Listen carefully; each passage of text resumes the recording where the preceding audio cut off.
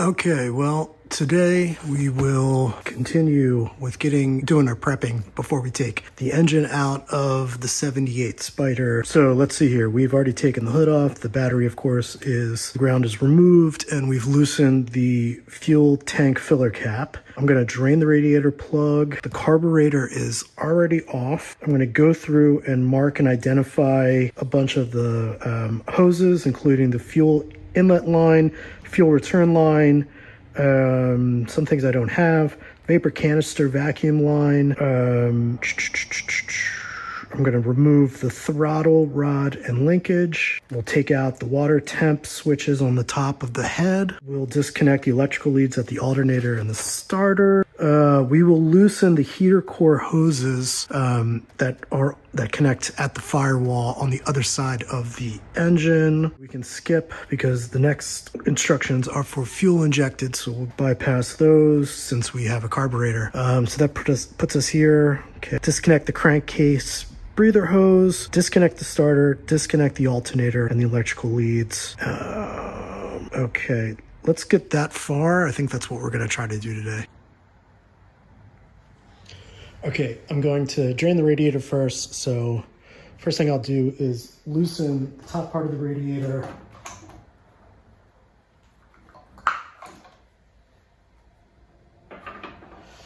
And then we loosen the valve down here below.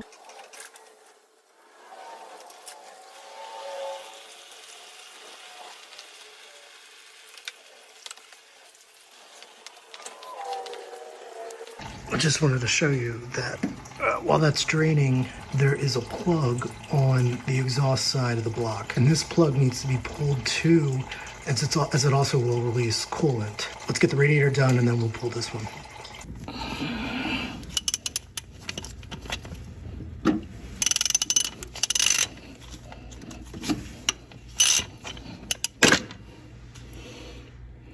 I'm using a 14-inch here. Okay.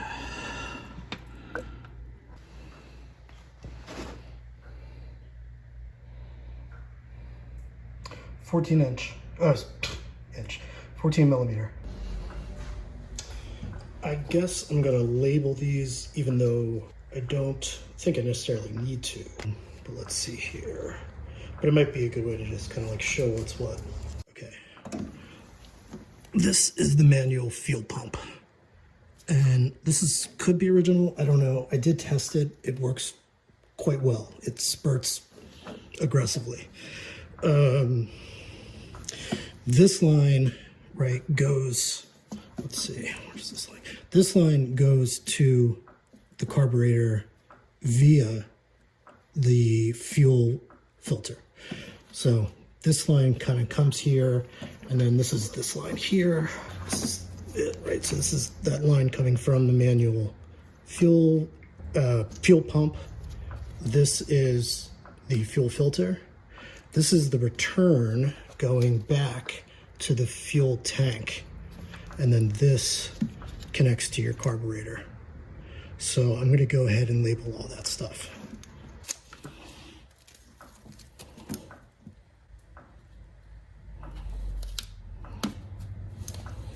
It's a little bit of a mess in there and hard to show, but I obviously should have showed the fuel inlet line as well.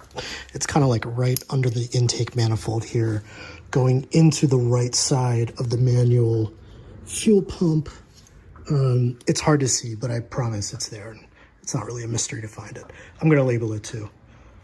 You can see where I've marked the fuel line that's going from the manual fuel pump to the carburetor. Okay, right, the blue tag there.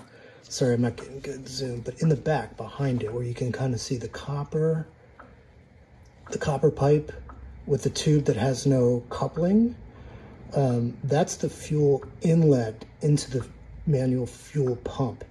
My question for you car folks, shouldn't that thing have a coupling on it, or you know what I mean, like some sort of ring?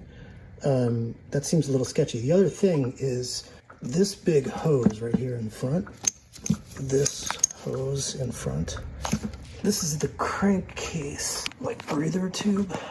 and you can't see it, but it also doesn't have a ring on it. Like, is it okay, or is that pretty stupid? It sounds pretty stupid to me, but anyway, I'll take some advice.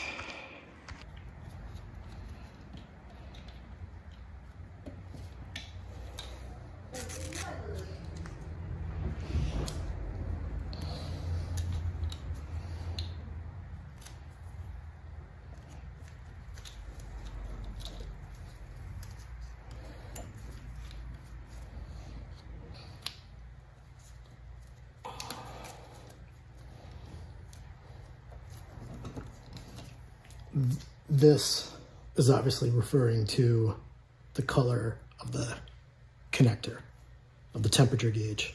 One is red, one is black.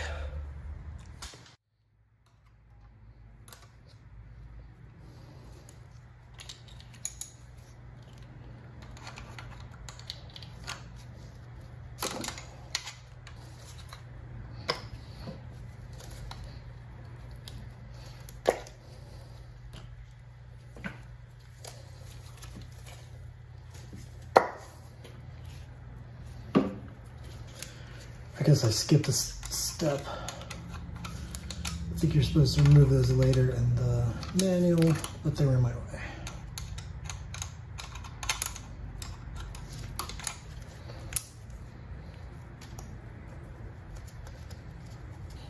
$10 mil.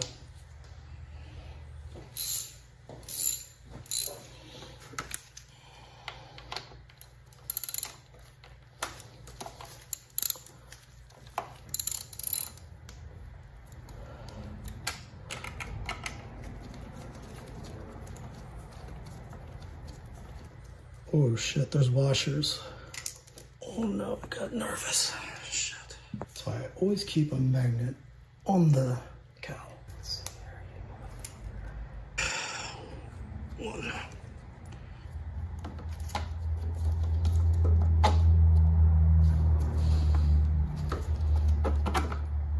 Fuck. It has to be on top of the head. There you go. Okay. All right, let's see. Got both washers, one nut. We're missing a nut. Gotcha. I've never done that before. This thing is dirty.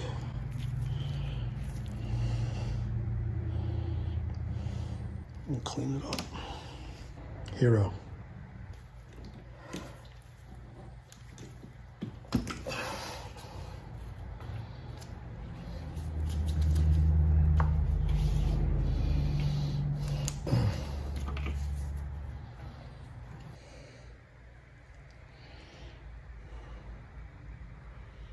Pretty clean, right?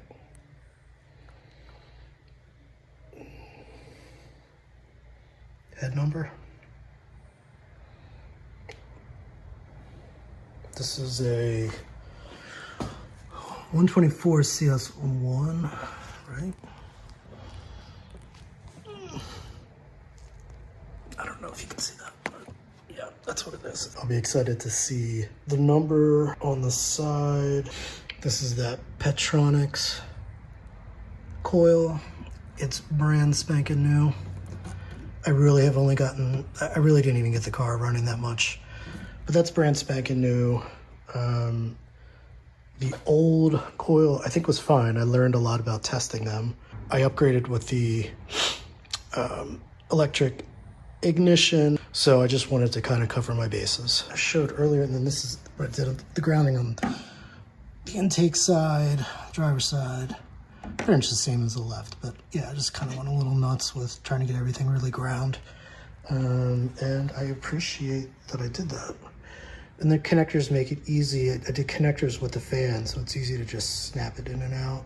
All right, so we are going to loosen the two heater core hoses that connect at the firewall. You can kind of see them in the center of the frame, just to the left of the distributor here and here. So looks like this should be easy to just loosen the clamps and then pull them off, but we'll see how that goes. Be back. This effectively, this essentially, replaces your points. It was very easy to install. It just came with this half moon disc. I put it just right on there. We're not at top dead center, are we? Let's see. I don't think we are. But when we get it at a top dead center,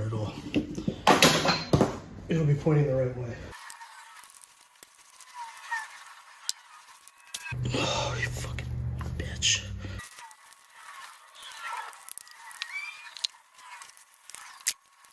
Okay, so now to get this out, we have to see, you see it connects directly to the electric igniter, right? They connect right to the coil, so we have to disconnect it from the coil.